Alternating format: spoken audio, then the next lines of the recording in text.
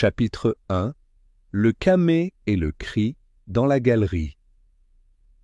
Le manoir de Lady Vivienne Hargrave, à la périphérie de Bath, était un exercice d'équilibre entre l'aristocratique et l'excentrique. Les murs tapissés de couleur bordeaux, les lustres en cristal italien et les portraits d'ancêtres au regard judicieux donnaient au lieu un air presque théâtral. Cette nuit d'automne, l'air transportait avec lui un parfum de feuilles sèches et de secrets à découvrir. Lady Vivienne, aux joues roses et au chignon impeccable qui trahissait sa routine matinale rigoureuse, organisait une petite soirée en l'honneur de sa nièce nouvellement fiancée, la charmante et toujours souriante Clarissa Duval. Les fiançailles avec Richard Granville, héritier d'une fortune industrielle et visage régulier des colonnes mondaines, avaient été annoncées il y a à peine une semaine. L'invitation à la soirée était sélective. Seulement 6 personnes en plus de l'hôtesse et du jeune couple. Il y avait du vin français, des canapés que personne ne savait prononcer, et le sentiment latent que quelque chose, même si personne ne le disait à voix haute, ne correspondait pas. « Et cette broche ?» demanda soudain Madame Helen March, une veuve quelque peu sévère, en désignant le cou de Clarissa. « C'est un vieux camée que ma mère m'a offert, » répondit-elle doucement en posant la main sur l'ornement. « Il dit qu'il appartenait à notre arrière-grand-mère. Elle le portait quand elle a rencontré mon père. » Lady Vivienne hocha la tête, mais ses yeux se plissèrent brièvement, comme si elle se souvenait de quelque chose. « Ce caméo, il ne devrait pas être avec toi, Clarissa, » murmura-t-elle. Plus pour elle-même que pour n'importe qui d'autre, un silence gênant s'abattit sur la pièce. Le piano à queue dans le coin semblait devenir plus imposant. C'est alors que le cri se fit entendre. Ce n'était pas un cri long ou mélodramatique. C'était bref, déchiré, comme s'il s'était échappé d'une gorge avant que la peur ne puisse pleinement se former. Cela venait de la galerie à l'étage. Richard fut le premier à bouger. Il monta les escaliers en courant, suivi du docteur Ambrose Vail, invité d'honneur et ami de longue date de la famille Hargrave. Quand les autres arrivèrent, ils trouvèrent la bonne Marie tremblante au pied d'une vitrine brisée. Au sol, fragment du camée de Clarissa. À côté d'eux, un mouchoir avec une tache sombre. Sang. Qui d'autre est venu ici? Demanda Richard, en se tournant vers les personnes présentes. Personne n'a répondu immédiatement. Marie a continué, en désignant l'intérieur de la vitrine où reposaient auparavant certains des bijoux de la famille Hargrave. « Il manque des pièces, » murmura Lady Vivienne, en posant une main sur sa poitrine. La police locale est arrivée dans les 20 minutes. Ils ont déclaré qu'il s'agissait d'une tentative de vol, probablement perpétrée par quelqu'un à l'intérieur, mais qu'il n'y avait aucun signe d'effraction. Les invités n'étaient pas autorisés à sortir. Les questions ont commencé à surgir comme des couteaux tranchants. Pourquoi la vitrine était-elle verrouillée si personne d'autre n'avait la combinaison? Pourquoi le camée, un cadeau sentimental, était-il là et pas sur le cou de Clarissa? La même nuit, Lady Vivienne envoya un télégramme, un court, direct, sans fioriture. Poirot. Urgent. Le passé a brisé son silence. Le camée n'était que le début. Chapitre 2. L'arrivée de Poirot. Le lendemain matin, un épais brouillard enveloppait le manoir Hargrave, comme si la nature elle-même essayait de cacher ce qui s'était passé. Les fenêtres embuées offraient une vue déformée sur le jardin et les couloirs étaient presque silencieux, à l'exception du craquement occasionnel d'une échelle en bois ou du tintement d'une tasse dans des mains nerveuses. Dans le hall principal, l'ambiance était tendue. Richard Granville discutait d'une voix basse mais véhémente avec Lady Vivienne, tandis que Clarissa était assise près de la cheminée, les yeux perdus dans les flammes. La servante Marie n'avait pas dit grand-chose depuis l'incident, se limitant à nettoyer les restes de la vitrine, tel un automate, évitant tout contact visuel. À 10h30 précises, le grincement aigu du portail d'entrée fit taire tout le monde. Une voiture noire s'est arrêtée devant la route pavée. La porte arrière s'ouvrit et une silhouette petite mais impeccablement habillée en sortit portant un chapeau melon gris, une moustache parfaitement taillée et une valise en cuir qui avait l'air plus ornementale que pratique. « Messieurs, dames », salua Hercule Poirot en inclinant légèrement la tête. « Je suis venu le plus tôt possible. Madame Hargrave ?» Lady Vivienne s'avança, contenant difficilement l'émotion qui apparaissait dans ses yeux. « Monsieur Poirot, merci d'être venu. Ceci, ce n'est pas un simple vol. Il y a des choses qui ne collent pas. Des choses que je ne peux pas expliquer pour le moment. » Poirot hocha gravement la tête, observant chacune des personnes présentes avec un regard qui ne jugeait pas, mais ne pardonnait pas non plus. Et l'objet en question, le camé cassé, nous l'avons récupéré en fragments. Marie l'a trouvé par terre. Il se trouvait à l'intérieur de la vitrine, avec d'autres pièces familiales. Mais Lady Vivienne hésita un instant. Cette vitrine n'aurait jamais dû être ouverte. Et ce caméo aurait dû être avec Clarissa. Je le lui ai offert moi-même comme cadeau de fiançailles. Clarissa se tourna lentement vers Poirot avec un sourire forcé. Je le portais hier soir, monsieur. Mais avant le dîner, je l'ai laissé dans ma chambre. La fermeture m'a mis un peu mal à l'aise. Je ne comprends pas comment cela s'est retrouvé dans la galerie. Et est-ce que quelqu'un d'autre a eu accès à votre chambre, mademoiselle ? Demanda Poirot aimablement. Seulement Marie. Mais elle m'a bien servi pendant des années. C'est tout à fait digne de confiance. Poirot ne répondit pas immédiatement.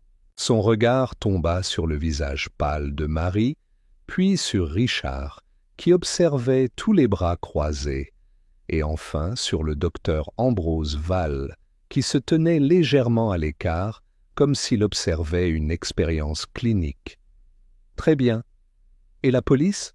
demanda Poirot. « Ils ont dit que c'était un vol bâclé, » dit Richard avec acidité. « Mais ils n'ont trouvé aucun signe de forçage. Il ne manque rien d'autre, à part quelques bijoux sans valeur. Et le camé. Mais le sang, ajouta doucement Poirot. A-t-on déterminé à qui il appartient ? Lady Vivienne secoua la tête. Pas encore. Ils font des tests, même si, selon l'inspecteur, cela semble peu, comme une petite coupure. Peut-être le coupable qui a cassé la vitrine. Poirot hocha la tête, marchant lentement dans la pièce, s'arrêtant devant un vieux portrait accroché près de la cheminée. « Qui est cette dame ?»« Ma grand-mère, Eleanor Hargrave. Le camé lui appartenait à l'origine. Selon l'histoire familiale, elle le portait lorsqu'elle a échappé à des fiançailles scandaleuses à la fin du XIXe siècle. « Ah !» dit Poirot et ses yeux brillèrent. « C'est donc un symbole de secret passé. » Intéressant. Il se tourna vers le groupe. « Mes amis, permettez-moi de faire quelques premières observations. Je ne souhaite déranger personne, pour l'instant. Mais je dois accéder à la galerie, aux salles, et bien sûr, parler à chacun de vous séparément. Je ne vous demande qu'une chose, que vous ne sortiez pas de chez vous et que vous soyez absolument sincère. La vérité, aussi triviale qu'elle puisse paraître, est ce qui révèle les contradictions. Marie, toujours debout, éleva enfin la voix. « Monsieur Poirot, il y a quelque chose que je n'ai pas dit. Je ne voulais pas inquiéter la dame hier soir, mais quand je suis monté à la galerie, j'ai vu une ombre. Un chiffre. Elle a disparu avant que je puisse la voir attentivement. »« Un chiffre ?» répéta Poirot. « Quelqu'un de cette maison ?» Marie pinça les lèvres. Puis il murmura. « Je ne sais pas. Je sais juste que je n'ai pas marché. » Comme aucun d'entre vous. Un silence dense s'abattit sur la pièce. Poirot ferma les yeux un instant, comme s'il savourait ce détail. « Alors nous avons déjà une idée, ou peut-être une illusion. Nous le saurons bientôt. » Et avec un petit salut, il se dirigea vers l'étage. Chapitre 3. Entretien à huis clos. La bibliothèque du Hargrave Manor, avec ses étagères tapissées jusqu'au plafond et son odeur de cuir antique, a été le décor choisi par Poirot pour ses interviews. Une horloge à pendule marquait le temps solennellement, comme si elle enregistrait chaque mensonge, chaque hésitation, chaque mot inutile. L'âme humaine, Hastings, disait Poirot, se révèle davantage dans ce qu'elle essaie de cacher que dans ce qu'elle dit ouvertement. Et même si Hastings ne l'accompagnait pas cette fois, la philosophie du détective restait intacte. Le premier à être appelé fut Richard Granville. Il entra d'un pas ferme, ajustant les poignets de sa chemise, comme s'il se trouvait dans une salle de réunion. « Monsieur Granville, » commença Poirot, « diriez-vous que tout le monde dans cette maison désire sincèrement une union entre vous et Miss Duval ?»« De quel genre de question s'agit-il » répondit Richard, la mâchoire tendue. « Lady Vivienne a organisé cette fête, n'est-ce pas ? La courtoisie n'implique pas l'approbation ?» répondit doucement Poirot. « Y a-t-il eu des objections préalables ?» Richard inspira profondément. « Ma famille n'est pas enthousiaste, si c'est ce que tu veux dire. Il voit Clarissa comme un choix sentimental, aucune ascendance, aucun lien important. Mais cela n'a pas d'importance, c'est ma décision. » Poirot hocha la tête, baissant les yeux sur ses chaussures impeccables. « Où étais-tu quand le cri a été entendu ?»« Dans le salon, discuter avec Ambroise. Nous étions les premiers à monter. »« Et avez-vous remarqué quelque chose d'anormal ?» Richard hésita. « Juste la vitrine cassée et Marie qui crie comme si elle avait vu un fantôme. » C'était tout. Poirot n'ajouta rien de plus. Il a simplement noté quelque chose dans son carnet et l'a congédié d'un geste poli. Le prochain à entrer fut Clarisse Duval. Ses cheveux étaient relevés et ses yeux gonflés comme si le sommeil n'avait pas fait partie de sa nuit. « Mademoiselle, » dit Poirot d'un ton compatissant, « le camée était important pour vous, n'est-ce pas ?»« Beaucoup. Ma mère l'appréciait énormément. Elle s'est occupée de lui avec dévouement jusqu'à ce qu'il tombe malade. Ah, il me l'a donné peu de temps avant son décès, mais tu l'as laissé dans ta chambre ce soir-là. »« Oui, » dit-il en baissant les yeux. Je me sentais nerveux, mal à l'aise. Richard était plus distant que d'habitude. Et ma tante Vivienne. Elle n'arrêtait pas de me regarder comme si elle savait quelque chose que j'ignorais. Poirot plissa les yeux. Et ce malaise vous a amené à laisser un objet aussi précieux sans protection? Non. Elle hésita. Je l'ai laissé dans une petite boîte sur la commode. Je ne pensais pas que quiconque puisse y toucher. Cette maison m'a toujours semblé sûre. Poirot baissa la tête, réfléchissant à chaque mot, puis il posa la question qu'il avait gardée pour la fin. « Y a-t-il quelque chose que vous avez peur de me révéler, mademoiselle ?» Elle le regarda. Pendant un instant, il parut sur le point de parler, mais il s'arrêta. « Non, rien. » Poirot marqua à nouveau, et Clarissa se retira silencieusement. Le troisième était le docteur Ambroise Val, grand, mince, avec des mains agitées et un regard d'homme qui observe plus qu'il ne dit.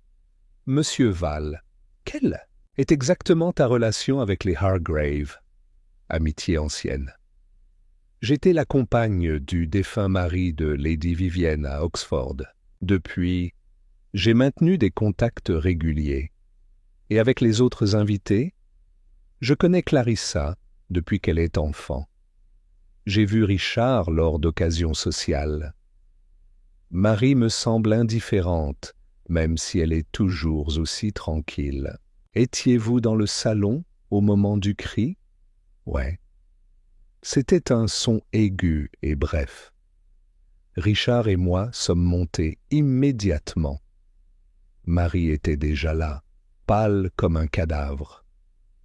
Poirot remarqua soigneusement un tic nerveux au coin de la bouche du docteur. « Et vous, monsieur, croyez-vous qu'il s'agissait d'un vol? » Pas du tout. C'était quelque chose de plus théâtral, comme un avertissement ou une mise en scène. Et qui, à votre avis, serait capable d'une telle théâtralité? Ambrose sourit ironiquement. Dame Vivienne, même si je doute qu'il ait cassé sa propre vitrine. Poirot ne répondit pas, mais son stylo bougea rapidement. Finalement, ce fut au tour de Marie, la jeune fille.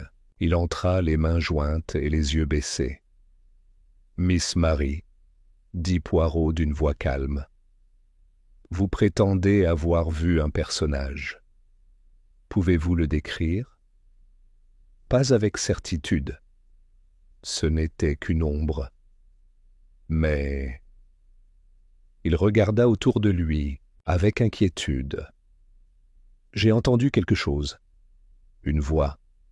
Murmure. En français. Poirot se redressa légèrement. Français? Oui, monsieur. Il disait quelque chose comme « ce n'est pas encore l'heure ». Ce n'est pas encore l'heure. Poirot fronça les sourcils et croisa les mains. Et pourquoi n'en as-tu pas parlé avant? Parce que je pensais l'avoir imaginé. J'avais tellement peur. Et qui ici parle français, à part moi? Marie hésita, puis il répondit. Dame Vivienne? Il a étudié en Suisse, si je ne me trompe pas. Poirot ferma son cahier et se leva. Merci. Cela a été très utile. Marie partit et le détective resta seul dans la bibliothèque, méditant. Il ouvrit son cahier et revoya ses notes. 4 entretiens, 4 niveaux de réticence, 4 vérités enveloppées dans des demi-mensonges. L'horloge à pendule marquait l'heure. Poirot regarda par la fenêtre embuée et se murmura « L'ombre dans la galerie n'a pas été vue par hasard. Et le camé, peut-être qu'il ne s'est pas cassé. Peut-être a-t-il été délibérément détruit. » Chapitre 4.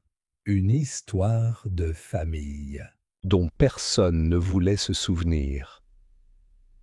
L'après-midi avança lentement au Hargrave Manor. Les ombres s'allongeaient dans les couloirs, comme pour tenter de cacher ce que les murs ne voulaient pas révéler. Poirot, après ses entretiens, a demandé à parler seul avec Lady Vivienne dans son bureau privé, une pièce bien plus austère que le reste de la maison. Juste un bureau, une chaise de lecture et un portrait ovale suspendu au-dessus de la cheminée. Lady Vivienne l'attendait, les mains jointes et les lèvres serrées, comme une femme qui a retenu pendant des années quelque chose qui menace maintenant de sortir. « Monsieur Poirot, commença-t-elle avec un imperceptible soupir, je ne veux pas que vous pensiez que je suis superstitieuse. Mais il y a des choses dans cette famille qui ne suivent pas la logique, ni le décorum. » Poirot était assis en face d'elle, baissant la tête attentivement. « Je vous supplie de continuer, madame. » Tout ce qui semble hors de propos pourrait en fait être la clé du mystère. Lady Vivienne se leva et se dirigea lentement vers le portrait. Il montra la femme peinte, élégante aux yeux perçants, avec un camée identique à celui détruit accroché à son cou. « Éléonore Hargrave, ma grand-mère. » En son temps, cela fit scandale. Elle s'est fiancée à un aristocrate français, mais quelques jours avant le mariage, elle s'est enfuie avec un jeune Anglais. Personne ne sait pourquoi. Il a tout abandonné, y compris une alliance qui aurait assuré l'avenir de la famille. Et le camée, c'était un cadeau de se fiancer. On dit qu'elle avait quelque chose de gravé en elle, quelque chose qu'elle seule connaissait. Il l'a gardé jusqu'à sa mort. Puis, il est passé à ma mère, puis à moi. Quand Clarissa a eu 18 ans, j'ai décidé qu'il était temps de le lui donner. J'ai pensé que peut-être, avec sa douceur, elle pourrait racheter le poids de l'histoire. Poirot entrelaça lentement ses doigts, et pourtant, dès qu'il le reçoit, quelqu'un le détruit. « Vous ne trouvez pas ça curieux ?» Lady Vivienne se tourna vers lui, les yeux brillants d'émotion réprimée. Ce n'était pas un vol, c'était un acte délibéré. Quelqu'un veut faire taire quelque chose que ce camée représentait. Poirot ne répondit pas. Son regard se tourna vers le bureau. Sur celui-ci se trouvait une petite boîte en bois à moitié ouverte. Lady Vivienne remarqua son intérêt et hocha la tête. « Voilà ce qu'il reste. » Poirot s'approcha et, portant des gants, souleva le couvercle. 3 fragments du camée reposaient à l'intérieur, ivoire sculpté, figure féminine de profil, fendue sur tout le visage. Au dos d'un des fragments, presque imperceptible, une inscription usée pour toujours. « E.L. »« I.L. » demanda Poirot. « Eugène Lemoine. » Les Français ont promis. Poirot haussa un sourcil. Il nota mentalement ce nom. « Avez-vous d'une lettre, un document ou une mention de cet homme ? Juste une photo de jeunesse. Et une lettre très ancienne. Je l'ai gardée pendant des années, mais je ne sais pas si c'est pertinent. » Lady Vivienne ouvrit un tiroir et en sortit une enveloppe jaunâtre. Il le tendit à Poirot sans dire un mot. Le détective l'a examiné attentivement. L'écriture était serrée, passionnée. Il le lut silencieusement, s'arrêtant à une phrase. « Si jamais tu romps entre nous, je jure que même le temps ne pourra pas cacher ce que j'ai découvert. » « Menace voilée, » marmonna Poirot. « Je n'ai jamais su ce qu'il voulait dire. Ma grand-mère ne parlait pas de son passé. Le nom Eugène ne lui échappait que lorsqu'il rêvait ou délirait. » Poirot ferma doucement la lettre. « Madame, pensez-vous que quelqu'un dans cette maison connaît cette histoire ?» Lady Vivienne hésita. Puis, il hocha lentement la tête. « Docteur Vallée. C'est lui qui a aidé ma mère durant les derniers jours. Il a parcouru tous les biens hérités. il aurait pu lire cette lettre. Peut-être. Plus. Poirot se leva. « Alors, madame, je crains que ce ne soit pas seulement l'histoire d'un camée brisé, mais d'un serment que quelqu'un a décidé de tenir des années plus tard. » Lady Vivienne le regardait. « Pensez-vous qu'il y ait quelqu'un ici, dans cette maison, ayant des liens avec ce passé ?»« Je ne pense pas, madame. » Je remarquai. Et jusqu'à présent, tout le monde ici cache quelque chose. Certains le font par peur, d'autres par honte. Mais l'un d'eux, j'en suis sûr, le fait par vengeance. Un coup de vent frappa la fenêtre. Les feuilles dehors dansaient comme si quelqu'un les avait secouées exprès. Poirot se dirigea vers la porte, mais avant de partir, il s'arrêta. « Dites-moi, Lady Vivienne, croyez-vous aux coïncidences ? Dans cette maison, monsieur Poirot, j'ai arrêté de le faire il y a des années. » Chapitre 5. L'indice qui est passé inaperçu. La nuit descendit sur Hargrave Manor et avec elle un calme inconfortable. Les lumières électriques adoucissaient à peine les ombres qui s'étendaient dans les longs couloirs. Le dîner fut une affaire brève et silencieuse. Personne ne parlait beaucoup. Les cuillères claquaient contre la porcelaine avec un rythme tendu, comme si chacun comptait les secondes jusqu'à pouvoir repartir. Poirot, cependant, était particulièrement animé. Leur conversation tournait autour de banalités. La météo en Belgique, les types de moutarde à Dijon, l'avantage des chaussettes serrées, mais dans chaque commentaire innocent, il a observé. Il a mesuré les réactions. Il notait mentalement les regards croisés, les silences qui ne correspondaient pas. Une fois le dîner terminé, tout le monde s'est dispersé dans la maison comme des pièces qui ont perdu le centre de leur échiquier.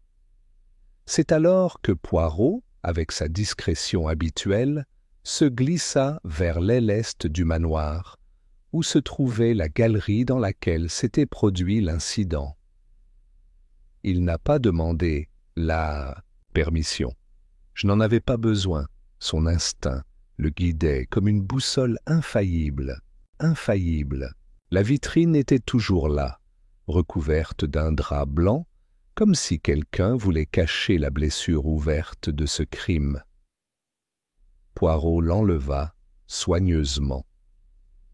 Le verre brisé avait été retiré, mais la base présentait encore de petites gouttes de sang séché. Il n'y en avait pas beaucoup, mais suffisamment pour suggérer un montage superficiel ou une mise en scène. Il s'agenouilla et passa une main gantée sous les meubles. Son doigt effleura quelque chose. Un fil, à peine perceptible. Il l'enleva avec une pince à épiler. C'était un mince fragment de tissu noir, déchiré.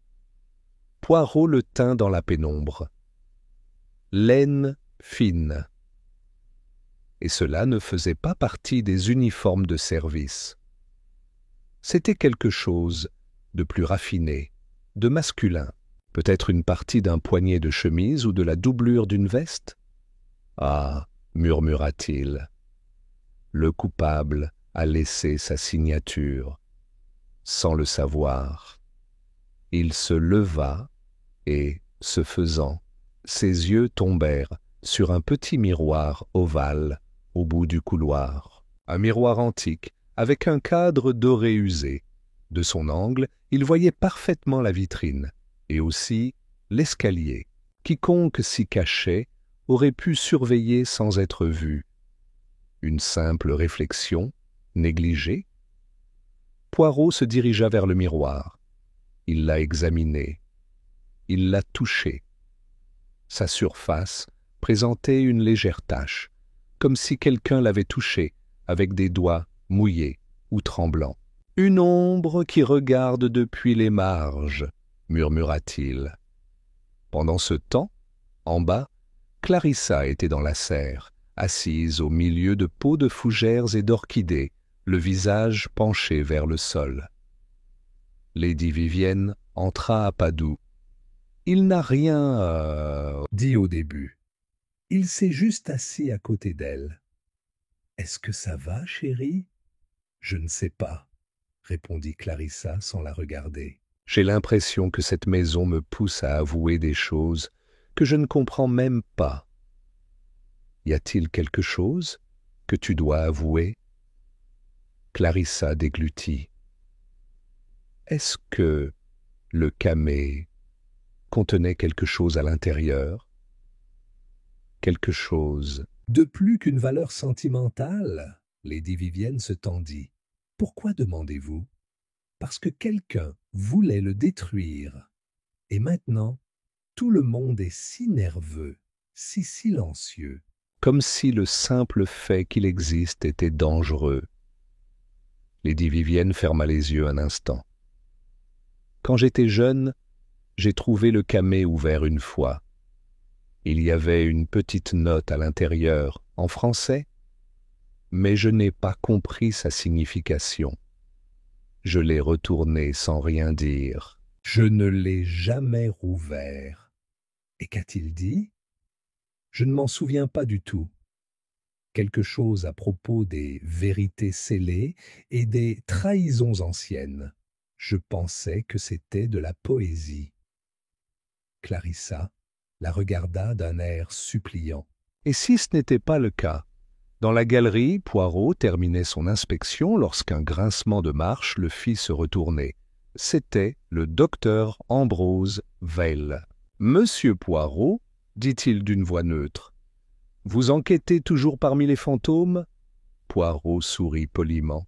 « Les fantômes parlent, docteur Vail. Il suffit de les écouter patiemment. Et vous, qu'est-ce qui vous amène ici à cette heure? Insomnie, rien d'autre, le même qui me suit depuis que je suis étudiant.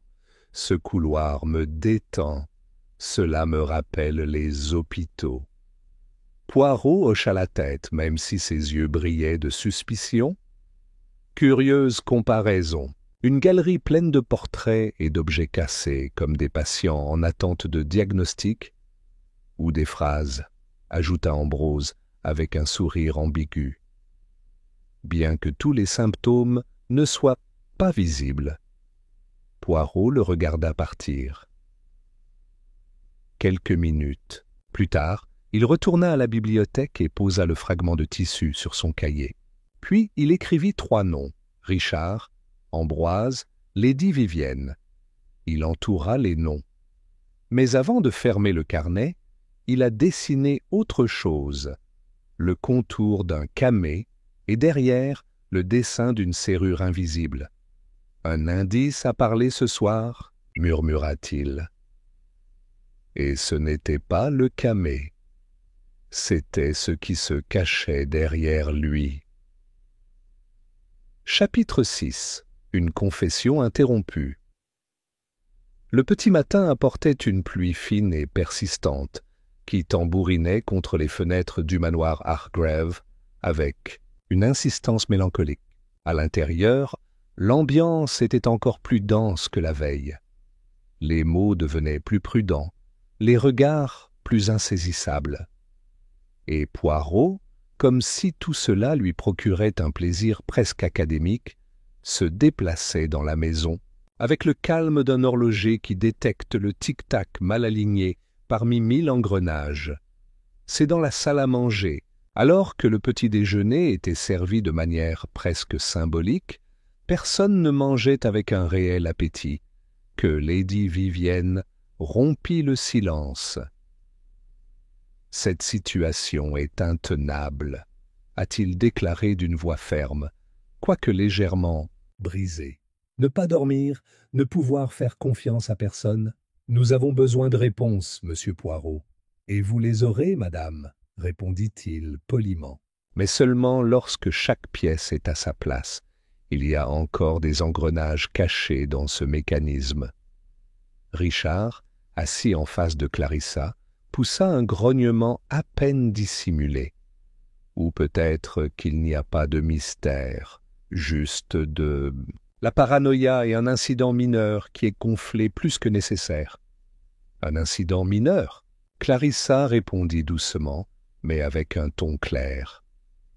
Appelez-vous mineur un objet familial brisé, une vitrine forcée et du sang sur le sol? Peut-être que je me suis mal exprimé, a admis Richard en détournant le regard. Poirot l'observa, attentivement, sans intervenir, puis il se leva avec sa tasse de thé encore fumante et se dirigea vers le couloir. Je n'avais pas besoin d'en entendre davantage. Le langage des corps disait ce que les mots omis. Richard cachait quelque chose. En milieu de matinée, Clarissa l'aborda sur la galerie, juste devant le vieux miroir que Poirot avait inspecté la veille. « Monsieur Poirot, j'ai besoin de vous parler. Seul, bien sûr, mademoiselle. Marchons. » Ils ont choisi un coin discret du jardin d'hiver, où les vitres embuées offraient une certaine intimité. Clarissa semblait plus déterminée que jamais, même si sa voix conservait un tremblement latent. « Je n'ai pas été complètement honnête. » Poirot baissa la tête calmement, sans surprise. Peu de gens l'ont été. Mais je suis particulièrement intéressé par ce que vous souhaitez partager. Elle se frotta vigoureusement les mains. Quand j'ai trouvé le camé, il y a des semaines, après la mort de ma mère, je l'ai ouvert. Je savais que je ne devrais pas, mais je l'ai fait. Et à l'intérieur, j'ai trouvé un message roulé. C'était écrit en français, avec une écriture ancienne. « Et qu'a-t-il » dit. « Je n'ai pas du tout compris. Quelque chose à propos de la trahison du sang et de la dette qui respire encore. » J'ai eu peur. Je l'ai montré à Richard, et il m'a demandé de ne rien dire. Poirot resta immobile. Ses yeux brillèrent, mais il ne l'interrompit pas. Puis, le papier a disparu. Je pensais l'avoir perdu. Mais maintenant, je commence à penser que quelqu'un l'a pris, que quelqu'un savait ce qu'il contenait. Peut-être quelqu'un qui ne voulait pas qu'on le trouve. Poirot hocha lentement la tête. Et Richard, qu'en as-tu pensé? Il m'a dit que c'était un fantasme, que c'était probablement juste un écrit dénué de sens. Mais, après ça, il a commencé à se comporter différemment, plus lointain, plus vigilant, comme s'il savait quelque chose ou craignait quelque chose. Poirot s'approcha un peu plus. « Croyez-vous, mademoiselle, qu'il a cassé le camé ?» « Je ne sais pas, » dit-il, presque désespéré. Mais quelque chose a changé en lui. Quelque chose qui a commencé avec cette note. Avant qu'il puisse en ajouter davantage, un cri brisa le silence. Cela venait de l'intérieur de la maison. Poirot se tourna immédiatement. Clarisse aussi. Ils coururent vers la source du son, suivis par un bruit de pas nerveux. Dans le couloir à côté de la bibliothèque, Marie s'agenouilla, tremblante. À ses pieds repose une silhouette, Dr Ambrose Vail. Il était tombé sur la face, un verre brisé à côté de lui et un liquide sombre répandu sur le tapis. Lady Vivienne apparut quelques secondes plus tard, le visage déformé. Ce qui s'est passé? Poirot s'agenouilla près du corps, sentant le coup du docteur. Vivant? Mais inconscient? Empoisonné? Demanda Richard par derrière. Poirot renifla le verre brisé et fronça les sourcils. je ne peux pas encore le confirmer. Mais ce n'est pas n'importe quelle chute. Marie, d'une voix brisée, dit « Je lui ai apporté du thé, comme toujours, et à la deuxième gorgée, c'est tombé comme ça. » Poirot regarda le plateau, les restes du thé renversés et l'enveloppe qui avait été cachée sous le bras du docteur. Il la prit. Il n'était pas scellé. À l'intérieur, un drap froissé. Une lettre. Cela a commencé avec « À qui de droit, s'il m'arrive quelque chose ?» Mais avant qu'il puisse lire davantage, un bruit le distraya. Clarissa, pâle comme un mur, se tenait devant eux. « Cette lettre, murmura-t-il. C'est la même chose que la note camée. » Poirot ne dit rien. Il se contenta de plier soigneusement la lettre, de la mettre dans sa veste et de se tourner vers Lady Vivienne. « Madame, personne ne sort de la maison, personne d'autre. » Cette histoire vient de prendre un tournant. Chapitre 7. Ombre dans le passé. D'Ambrose Vail. Le docteur Ambrose Vail ne s'est réveillé que tard dans la nuit. À ce moment-là, Hargrave Manor était entré dans un état de calme, rempli de tension. La police locale, après avoir été prévenue par Poirot, a envoyé un officier pour garder discrètement la maison. Personne n'en a contesté la nécessité. Le deuxième incident avait transformé les soupçons en peur palpable. Poirot se tenait près du lit du médecin dans la chambre d'amis, observant chaque mouvement, chaque clignement, comme si même le processus de reprise de conscience pouvait révéler quelque chose. « Docteur, d'accord, » dit-il finalement, alors que les yeux de l'homme s'ouvraient lentement. « Vous souvenez-vous de ce qui s'est passé ? Ambrose essaya de s'asseoir, mais porta sa main à sa tête de douleur. « J'écrivais dans la bibliothèque. Puis Marie est venue avec le thé.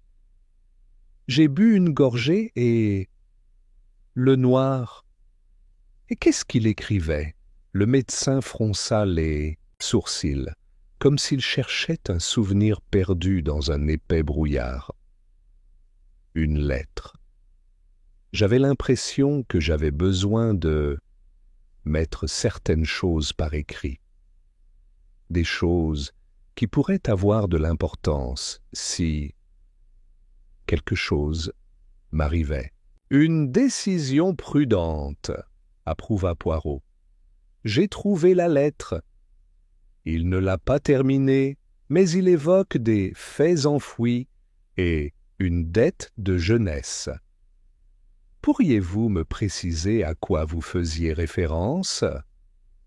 Ambroise ferma les yeux un instant. « Je ne peux pas parler clairement, pas encore. Je ne sais pas à qui faire confiance. J'ai vu des choses, Poirot. J'ai lu des choses que je n'aurais pas dû lire. Il y a des années. » Poirot n'insista pas. Il se leva et lissa soigneusement la couette sur le lit. « Alors laissez-moi vous dire ce que je vois, docteur. Je vois un homme qui est resté silencieux trop longtemps. Et je vois que ce silence commence à lui coûter cher. » Ambroise ne répondit pas. Il tourna seulement son visage vers la fenêtre, où les branches de chêne projetaient des ombres changeantes sur la vitre. Poirot quitta la pièce sans faire de bruit et descendit les escaliers. Dans le salon, il trouva Clarissa assise seule, avec une couverture sur les épaules. La jeune femme le regardait avec une expression épuisée. « Comment allez-vous » Faible, confus, mais avec autre chose, quelque chose qu'il essaie de protéger. Je ne sais toujours pas si c'est par peur ou par culpabilité. Clarissa resta silencieuse. Puis, à voix basse, il demanda « Pensez-vous qu'il a été empoisonné? Poirot s'assit en face d'elle. Sans aucun doute. Le liquide contenait des traces de digital, une substance dérivée de la digitale. Utilisé avec précision, il peut ralentir le cœur et provoquer un effondrement. À forte dose, ce serait mortel. Alors quelqu'un a voulu le faire taire? Poirot entrelaça ses doigts. Peut-être. Ou peut-être qu'il voulait se taire avant de trop parler. Certains secrets sont si lourds que l'envie de les cacher est plus forte que l'envie de les avouer. Clarissa baissa les yeux, fixant ses propres mains. J'ai demandé une fois à ma mère si elle connaissait Ambrose avant qu'il ne travaille pour les arts graves. Elle a seulement dit que cela faisait partie d'une vieille histoire qui ne devait pas se répéter. Poirot haussa les sourcils. « Et tu n'as pas trouvé ça curieux? » J'ai trouvé ça dérangeant. Comme tout ce qui touche à cet endroit, à ce moment, Richard apparut à l'entrée du hall. Son visage n'était qu'un masque d'inconfort. « Clarissa, on peut parler ?» Seule elle le regardait avec un mélange de méfiance et de résignation. « Peut-être demain, Richard. » « Pas ce soir. » Il hocha la tête avec raideur et disparut dans le couloir, sans ajouter un mot. Poirot le suivit du regard jusqu'à ce que sa silhouette disparaisse. Puis, il se tourna vers Clarissa. « Qu'avez-vous lu exactement dans la note de Camée ?» La phrase qui m'a le plus marqué disait « L'homme qui prend soin de votre lignée est aussi celui qui la détruit. » Je n'ai pas compris ce qu'il voulait dire. Poirot resta silencieux pendant quelques secondes, comme s'il mâchait chaque mot. « Savez-vous qui a assisté à l'accouchement de votre mère? » « Ambrose, » répondit-il sans hésitation. Il en parlait souvent. Elle a dit qu'il l'avait aidé, alors que personne d'autre ne le voulait. C'est curieux, non? Un médecin de famille si proche, et pourtant avec des liens si flous avec le passé. Peut-être que sa lettre n'était pas une confession de ce qui s'était passé maintenant, mais de ce qui s'était passé bien avant. Clarissa le regarda. « Pensez-vous qu'il savait quelque chose sur moi? » Poirot sourit, mais sa réponse fut aussi mesurée qu'un pendule. « Je ne crois pas. J'attends que les faits parlent, et à ce moment-là, comme si le destin jouait en faveur du détective, la porte d'entrée sonna avec un coup sec. Marie alla ouvrir la porte et revint avec une petite enveloppe à la main. « Pour vous, monsieur Poirot. » Ils l'ont déposée au portail, sans signature. Poirot la prit. L'enveloppe sentait le moisi. Il l'ouvrit avec précaution. À l'intérieur se trouvait une seule phrase écrite à l'encre tachée. « Ne cherchez pas le coupable dans le présent. Le péché a été commis en 1897. » Poirot ne dit pas un mot. Il vient de se lever et se dirige vers la galerie d'un pas lent et pensif, laissant derrière lui une sensation indubitable.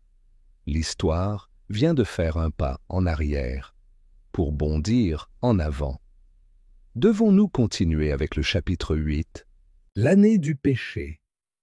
Chapitre 8. L'année du péché. Poirot étudia attentivement la note anonyme, alors que la lumière de l'aube commençait à filtrer des tons pâles à travers les fenêtres de la galerie. Le péché a été commis en 1897, un rendez-vous, une année qui ne faisait pas partie de l'enquête en cours, mais qui, apparemment, soutenait tout l'échafaudage caché du mystère. Pour Hercule Poirot, il n'y a pas eu de messages innocents. Chaque mot était une clé. chaque omission un verrou. Il décida qu'il était temps de fouiller dans les archives familiales. Lady Vivienne, bien que méfiante au début, finit par céder. Il guida Poirot jusqu'à une petite pièce attenante à la bibliothèque où une collection d'albums, de correspondances, de livres de contes et de documents jaunis dormait dans la poussière et le silence. « Peu de gens viennent ici, a-t-il admis.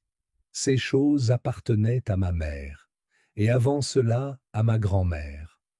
Parfois j'ai l'impression qu'en ouvrant ces cartons, je déniche aussi leur voix. » Poirot hocha respectueusement la tête. « Les voix du passé ne mentent pas, madame. Ils n'attendent que d'être entendus par ceux qui savent lire entre les lignes. » Après une heure de recherche méticuleuse, Poirot trouva un journal relié en cuir foncé. Sur la couverture, à peine visibles, les initiales E.H. Eleanor Hargrove. Il l'ouvrit avec des mains gantées. Les premières pages étaient conventionnelles. Promenade, rencontres mondaines, détails de couture, voire description de menus servis lors de dîner. Mais le ton change brusquement au milieu de 1897. J'ai découvert quelque chose chez Eugène qui me glace le sang. Poirot fronça les sourcils. Il a continué sa lecture. Ce n'est pas seulement son héritage qu'il cache, c'est son passé. Une ombre l'accompagne. Aujourd'hui, j'ai vu dans ses affaires une lettre adressée à un certain Delacroix. On y parle d'argent, de silence et de quelque chose qui s'est passé à Lyon. Je ne comprends toujours pas, mais j'ai peur pour moi. Quelques pages plus tard, une autre note. Mère dit que je ne devrais pas rompre les fiançailles. Ce serait un scandale. Mais je ne peux pas épouser un homme qui fait le commerce des secrets. Et enfin, j'ai décidé de m'enfuir, de laisser cette farce derrière moi. Le camé, je le garderai. Pas par amour, mais par avertissement. Un jour, quelqu'un comprendra. Poirot ferma le journal et resta immobile. Le crime n'avait pas commencé avec la destruction du camé. Cela avait commencé par une décision, avec le choix d'une jeune femme d'abandonner un engagement fondé sur la peur. Mais quel lien réel existait entre cet événement du passé et les personnages de cette histoire? Cet après-midi-là, Poirot rencontra Marie dans la bibliothèque. Il y avait quelque chose qui l'inquiétait dès le début, son silence, son attitude soumise, mais surtout sa connaissance de la langue française. Ce n'était pas courant pour une jeune fille anglaise. Il fallait en savoir plus. « Marie, » commença-t-il doucement. Il m'a dit avoir entendu une voix parlant français la nuit de l'incident. Mais ce qu'il n'a pas encore dit, c'est pourquoi. L'a-t-il si bien compris? Marie se tendit mais ne répondit pas immédiatement. « Monsieur, ma mère était française. Je suis arrivé en Angleterre quand j'avais 5 ans. Lady Vivienne le sait. C'est sa famille qui m'a donné un logement quand ma mère est décédée. Et sa mère? De quelle région de France était-il? Originaire? » Marie baissa les yeux. Lion Poirot ne bougea pas, mais ses yeux brillèrent comme des charbons ardents. « Et ton nom de famille à la naissance? » Delacroix. Le silence était absolu. Seule l'horloge à pendule interrompait l'instant, avec son tic-tac constant, comme pour enregistrer un tournant crucial dans le jeu. « Marie, ta mère avait-elle des relations avec la famille Hargrave? Avant toi? »« Je ne sais pas, » murmura-t-il. « Il a seulement dit que je devrais être près de cette maison, qu'un jour je comprendrai. Mais il n'en a jamais dit plus. Lorsqu'il mourut, il n'avait que 9 ans. Lady Vivienne m'a accueilli comme servante. Je n'ai jamais demandé plus.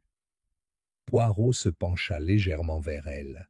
Et tu te souviens avoir déjà vu le camé, avant la nuit où tu l'as trouvé cassé? Marie hésita. Puis il hocha timidement la tête. Ouais, une fois, quand j'étais petite, je l'ai vu sur le cou de Madame Éléanore, quand elle était encore en vie. Elle m'a regardé et a murmuré quelque chose, en français. Dit « C'est le destin, répéta Poirot.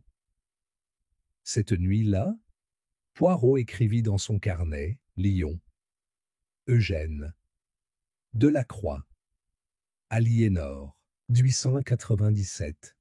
Et puis, sur une feuille séparée, une question simple. Et si le véritable crime n'était pas le camé brisé, mais un fils jamais reconnu? Mais il n'était pas encore temps de réagir. Les pièces étaient presque toutes sur l'échiquier. Mais le coupable se cachait toujours. Pas derrière un masque, mais après un nom de famille. Chapitre 9. Le nom qui n'apparaissait pas dans les archives. Poirot passa une grande partie de la matinée à parcourir les papiers familiaux avec une patience presque rituelle. Il ne cherchait pas seulement des indices, je cherchais des lacunes.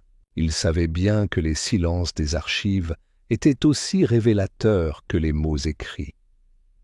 Surtout quand quelqu'un avait fait un effort pour effacer les traces d'une erreur ou d'un scandale. Avec l'aide de Lady Vivienne, il accède aux actes de naissance, de décès et d'héritage, carnet en cuir usé, encre presque effacée par le temps. Mais Poirot n'était pas intéressé par les Hargrave qui étaient là. Il s'intéressait à ceux qui ils n'étaient pas. C'est dans le livre des records de 1898 qu'il constate l'omission. Un saut de page. Le nom d'Eleanor Hargrave apparaissait comme la mère d'un garçon né le 6 mars, mais la ligne où devait apparaître le nom du père était vide. Le plus étrange, c'est que la ligne du nom de l'enfant avait été barrée à l'encre noire. Poirot s'inclina plus attentivement. Sous l'encre sombre, à l'aide d'une loupe, il distingua 2 lettres, Maryland, Marie Delacroix. Il ne l'a pas dit à voix haute.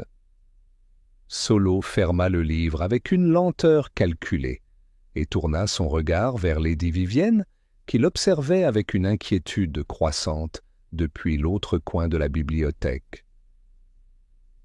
« Madame, saviez-vous qu'Éléanore avait un fils avant son mariage ?» Lady Vivienne pâlit. « Non, on nous a toujours dit que ses fiançailles avaient été rompues, puis qu'il s'était retiré du monde social. Il n'a jamais parlé d'un enfant, mais un est né, et il a été enregistré, même si son nom a ensuite été effacé.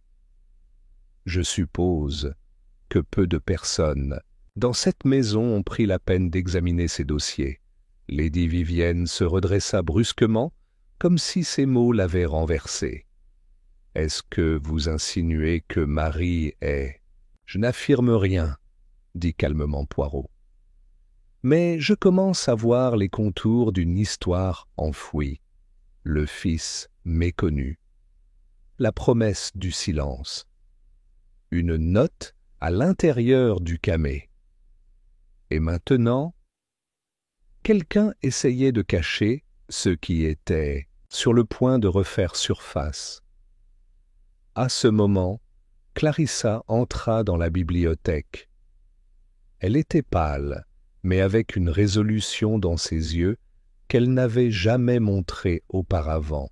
« Monsieur Poirot, dit-il, j'ai besoin que tu voies quelque chose. Je l'ai trouvé ce matin, dans la boîte de ma mère, parmi ses papiers. » Il lui tendit une vieille lettre, au papier jauni et à l'encre fanée.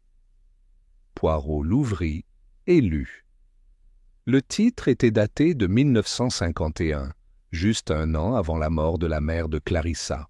Il lui était adressé, même s'il n'a manifestement pas été remis. Chère Madeleine, un jour, tu voudras savoir qui était ton vrai père. Ta tante Vivienne m'a supplié de ne pas te le dire, pour ton bien et celui de la famille. Mais je ne peux pas emporter ce secret avec moi. Vous êtes le résultat d'un moment de faiblesse, avec un homme qui gardait son propre secret. Je t'ai donné mon nom de famille, mais tu es né de la lignée Hargrave. Le seul qui connaissait la vérité était Ambroise. C'est lui qui m'a aidé à accoucher. Lui qui a scellé le silence par sa loyauté. Poirot finit de lire et leva les yeux.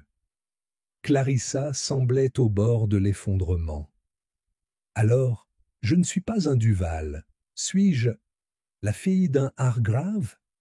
Lady Vivienne se leva lentement, le visage crispé. C'est impossible. Non, madame, intervint Poirot avec une froideur précise. C'est parfaitement possible. Et en fait, cela explique beaucoup de choses. Le ressentiment de certains, les attitudes des autres, même la position de Clarissa dans cette maison, toujours aimée, toujours protégée, mais jamais complètement. Bienvenue. Et si c'est vrai, murmura Clarissa en tremblant, alors Richard et moi? Poirot leva une main ferme. Il n'y a pas de relation directe.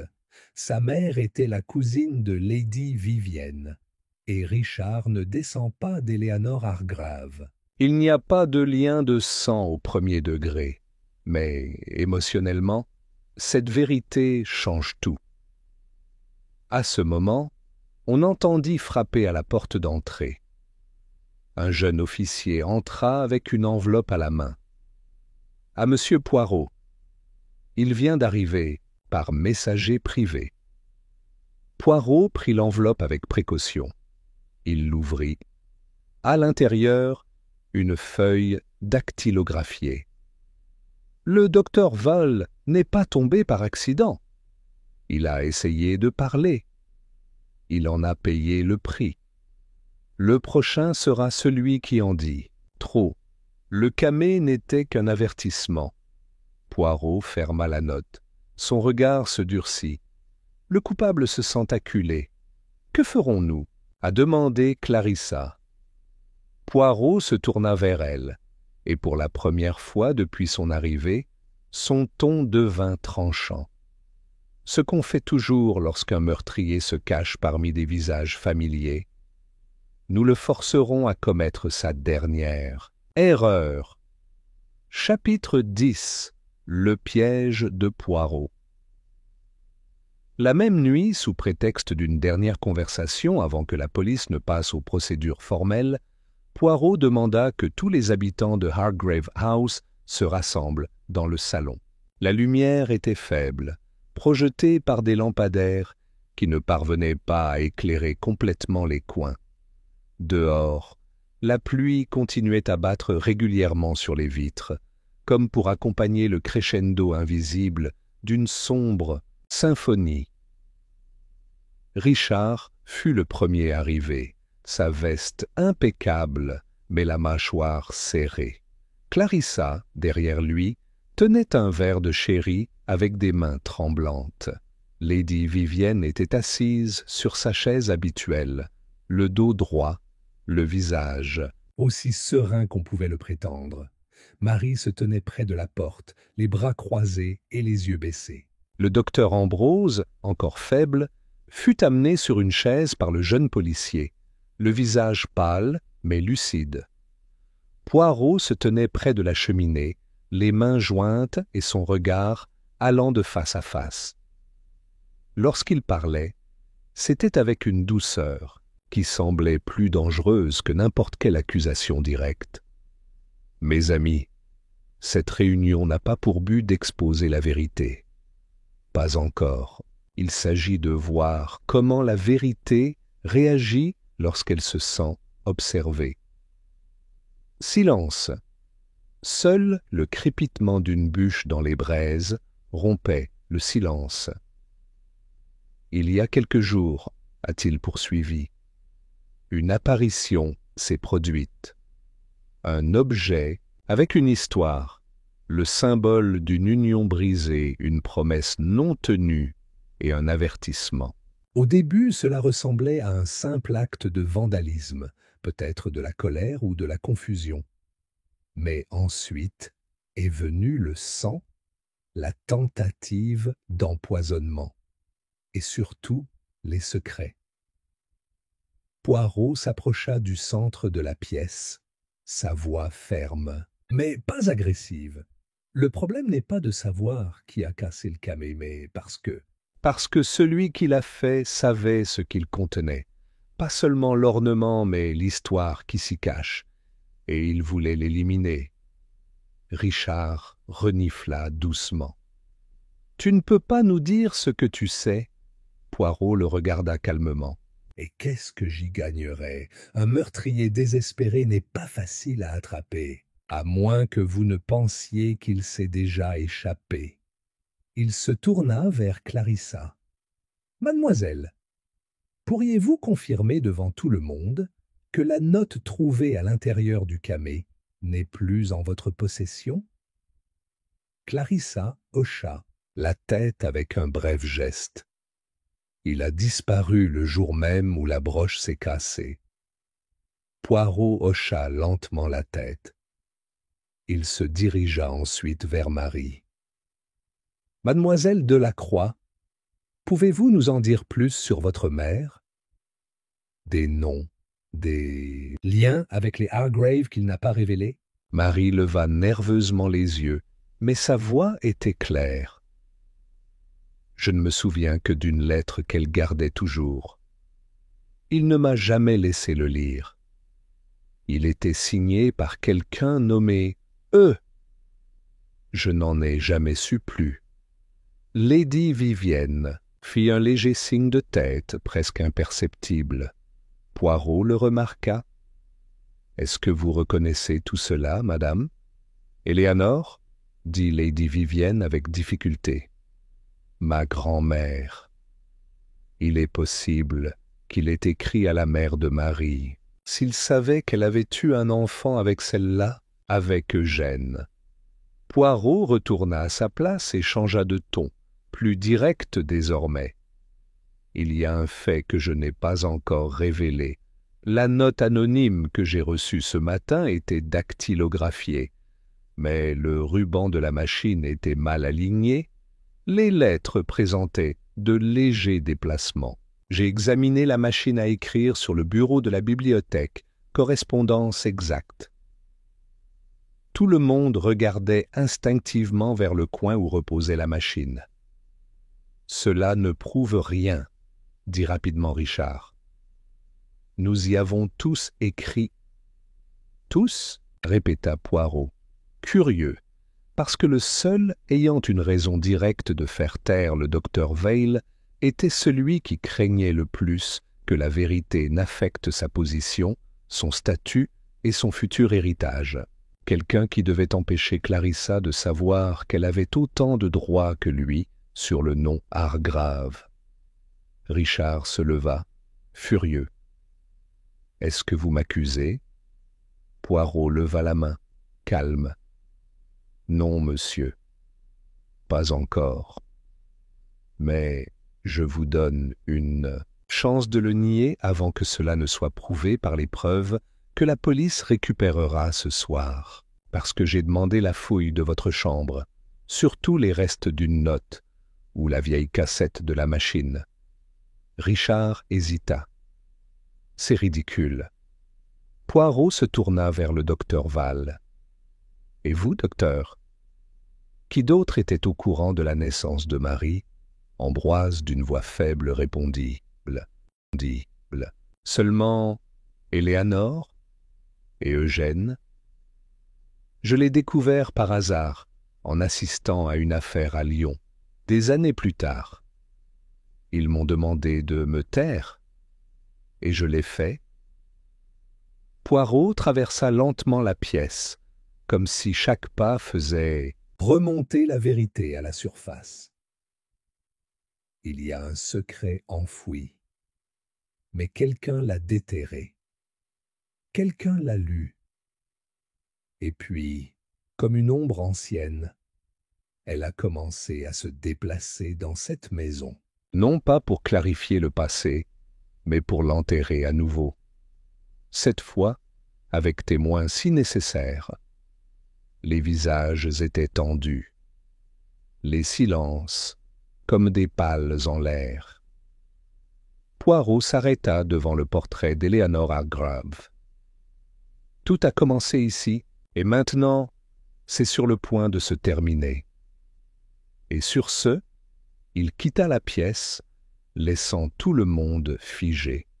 Derrière lui, il ne restait plus que des questions sans réponse, et un meurtrier qui, pour la première fois, commençait à craindre que ses traces n'aient pas été aussi bien couvertes qu'il le pensait. Chapitre 11. La réunion finale des suspects. Le lendemain après-midi, sous un ciel couvert et un air qui annonçait un orage, Hercule Poirot demanda un dernier rendez-vous. Cette fois, il n'y avait aucune excuse. Personne n'a osé le remettre en question. Dans la galerie, entre les portraits de famille et les vitrines en partie vides, des chaises étaient disposées en cercle imparfait.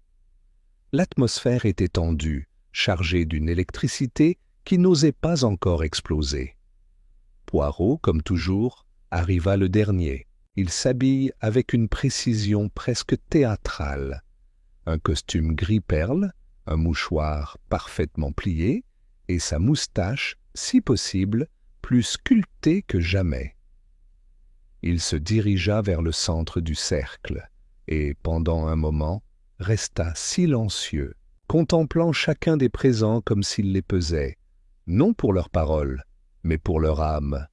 « Mes amis, commença-t-il, je vous remercie pour votre patience. Cette histoire est plus qu'un crime. Il s'agit d'une fouille. Pas dans la terre, mais dans le sang. » Un murmure parcourut le groupe. Poirot poursuivit. « Vous avez tous quelque chose à cacher, et je ne leur en veux pas. La famille Hargrave est, depuis des générations, un tissu de silence élégant. Mais un tissu fin se déchire si on tire sur le bon fil. » Et il se tourna vers Lady Vivienne. « Madame, vous avez protégé votre mère, puis votre nièce, et puis cette maison. Mais dans le processus, il a laissé échapper des détails. Comme l'omission dans l'acte de naissance de 1898. » Lady Vivienne baissa la tête en signe de défaite. Ce n'était pas de la méchanceté, c'était la peur que le passé nous contaminerait tous. Et il l'a fait, madame. Seulement en dessous. Poirot fit quelques pas, s'arrêtant devant Marie. Vous, mademoiselle Delacroix, avez vécu dans cette maison comme servante, mais vous portez dans votre sang l'histoire que tout le monde voulait oublier. Vous êtes la fille du fils perdu depuis longtemps d'Eleanor Hargrave. Et même s'il ne l'a jamais su avec certitude, sa présence a été un rappel vivant.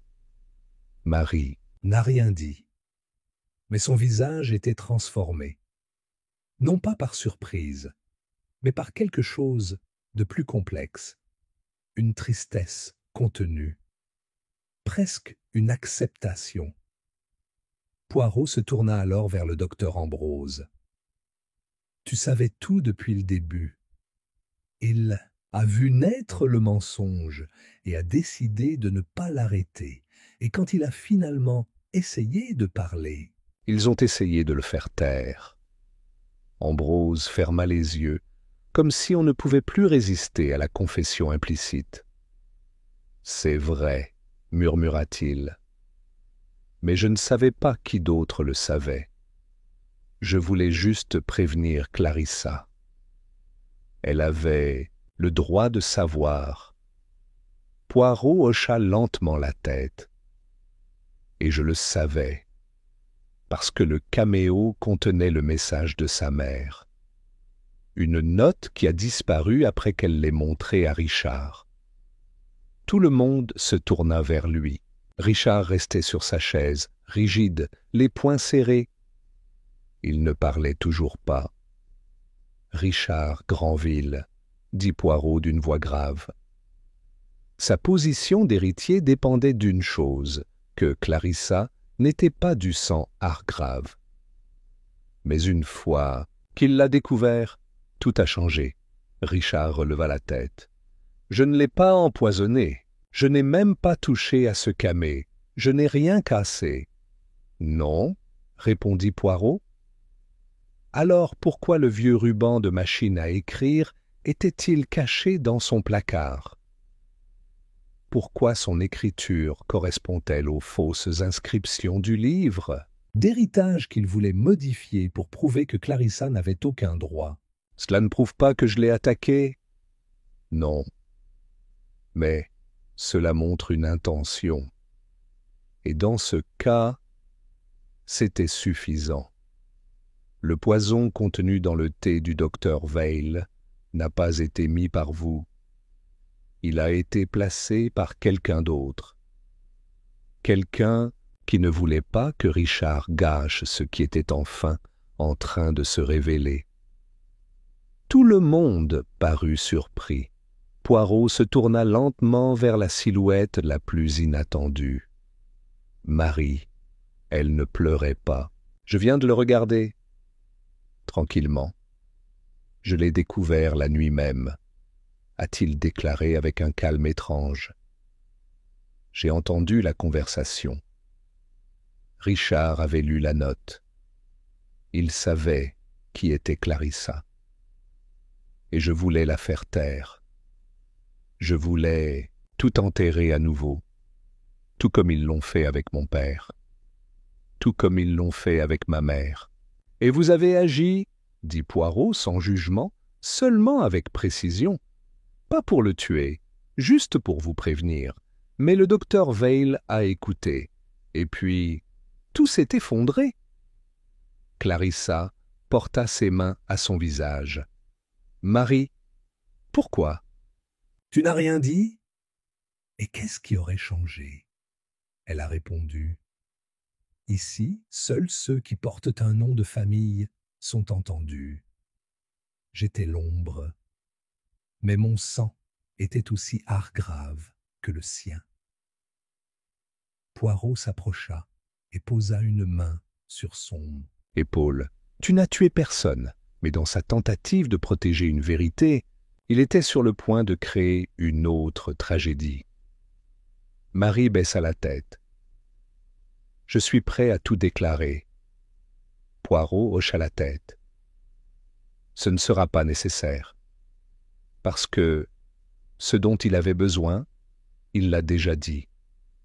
Et maintenant, il ne reste plus qu'une dernière pièce à placer. » Il se tourna vers Richard. « La tentative de détruire le camé, d'effacer le dossier et d'intimider le docteur Veil, c'était entièrement de lui. La seule question est, va-t-il encore essayer de le cacher ?» Richard ne répondit pas. Mais son regard vide suffisait. Il n'y avait plus rien à nier. Poirot recula d'un pas. Demain, la police officialisera les accusations. Mais ce soir, la maison Hargrave cesse de cacher ses péchés. Chapitre 12. Révélation et adieu de Poirot. Le lendemain matin, la pluie s'est arrêtée pour la première fois depuis des jours. Un ciel grisâtre, dégagé de tempête, s'étendait sur les jardins humides du manoir Hargrave. Dans la salle, un calme tendu semblait s'être abattu sur tout le monde, comme si l'air même savait que la fin était venue. Poirot, déjà vêtu de son manteau beige et de son chapeau soigneusement placé, s'apprêtait à lui dire au revoir. Mais d'abord, comme à son habitude, il réunit les principaux protagonistes pour donner son explication finale. Il ne l'a pas fait par vanité, il l'a fait parce que la vérité devait être dite clairement, sans raccourci, parce que l'esprit criminel, disait-il, ne peut être vaincu que par l'ordre. « Mesdames et messieurs, commença-t-il d'une voix calme, hier soir, ce qui avait été trop longtemps caché a été révélé. Le péché du passé, comme le dit une note anonyme, a été commis en 1897, et toute cette tragédie récente était l'écho tardif de cet acte. » Il se tourna vers Clarissa. « Mademoiselle, vous êtes la fille du fils perdu d'Eleanor Hargrave, fruit de fiançailles non terminées et d'une vérité passée sous silence. Sa mère, Madeleine, a reçu une lettre avec la révélation, mais a décidé de ne pas rompre le silence. Ce n'est qu'à la fin qu'il ressentit le besoin de le mettre par écrit. Cette lettre a tout changé. Puis, vers Marie. « Toi, tu es la fille du même homme, à travers une autre histoire oubliée. Une lignée parallèle, reléguée dans l'ombre. Sa mère, une jeune lyonnaise, a été victime du même schéma, séduction, abandon et silence. Vous avez été amené dans cette maison sur ordre d'Éléanore, peut-être pour tenter de réparer votre culpabilité. Personne n'osait le dire, mais sa place ici n'était jamais une coïncidence. Marie restait debout, les yeux baissés, mais sans larmes. Son visage avait la dignité de quelqu'un qui, enfin, n'a plus à se cacher, continua Poirot. Le camée n'était pas qu'un objet. C'était une capsule temporelle. Il a conservé une note écrite par Éléanore, condamnant Eugène Lemoine, le béat fiancé traître. Cette note fut la première chose qu'ils essayèrent de faire taire. Richard l'a vue, et il comprenait que si Clarissa avait du sang Hargrave, elle pourrait revendiquer l'héritage, le pouvoir, l'histoire. Elle se tourna vers lui. « Monsieur Granville, vous n'avez pas commis de crime de sang. » Mais oui, intentionnellement. Il a déchiré le caméo, caché la note, manipulé des documents et tenté de faire taire le docteur Veil par des menaces voilées. Ce qu'il n'avait pas prévu, c'est que quelqu'un d'autre. Il avait aussi quelque chose à protéger. « Marie », murmura Clarissa. Poirot hocha la tête. « Ouais ?» Elle a entendu la conversation. Et dans un geste désespéré, ni complètement innocent, ni criminel, il déposa de la digitaline dans le thé du docteur. Il voulait faire peur, pas tuer. Mais le geste a failli provoquer un drame. « Je voulais juste qu'il arrête, » dit finalement Marie.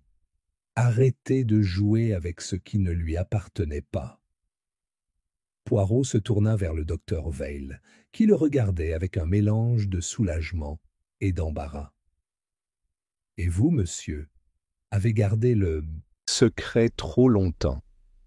Par loyauté, peut-être. Par peur, sûrement. Mais lorsqu'il se décida à parler, il était déjà trop tard. Pourtant, sa lettre inachevée était la dernière pièce du puzzle. Le détective se dirigea vers la fenêtre, où le soleil avait du mal à percer les nuages. Il ne s'agissait pas d'un meurtre, mais d'une identité, de ceux qui ont été exclus de l'histoire officielle, d'un patronyme qui pesait plus que la vérité. et comment les péchés du passé ne disparaissent pas. Ils n'attendent que le moment de revenir. Clarissa s'approcha lentement de Marie.